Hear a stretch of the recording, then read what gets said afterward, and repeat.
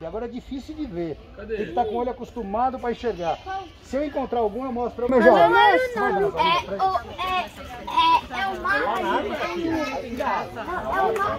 Dá mais lá embaixo. Pega a varinha. Vamos lá, vamos lá. Deixa eu responder o Henrique e tirar ele. Só fica perto do Henrique. Vai, senão você vai deixar cair na água. Só, peraí. Espera que eu vou te dar lá pra gente pegar lá, tá? Henrique. Papai vai te dar, meu amor. Fica ali perto. Tá, filho? Tava puxando. Ele tá puxando.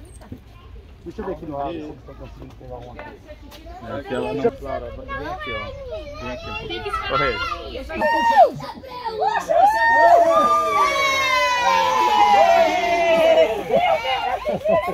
Aqui, ó, todo mundo. Olha, Tete, que bonito. Ele não sabe se ele come Deixa eu tirar uma foto. Vem cá, Rick. Olha pra cá, Rick. Não tem perigo não, não tem perigo não. Aí que legal. Quem quer tirar uma foto? Ai, deixa eu ver. Aí, ó. Tem outra aí? Espera aí, Laura. Espera aí. Solta um pouquinho. Ei, que grandão. Vai, pega, puxa você. Puxa você. Puxa, segura você. Devagarinho. Vem, vem, vem, vem. Aê! Pensar que ele é... Eu não tô vendo. Ai. Você quer fazer carinho, meu filho? Peraí. Aqui, ó. Fica melhor assim, vai. Olha lá.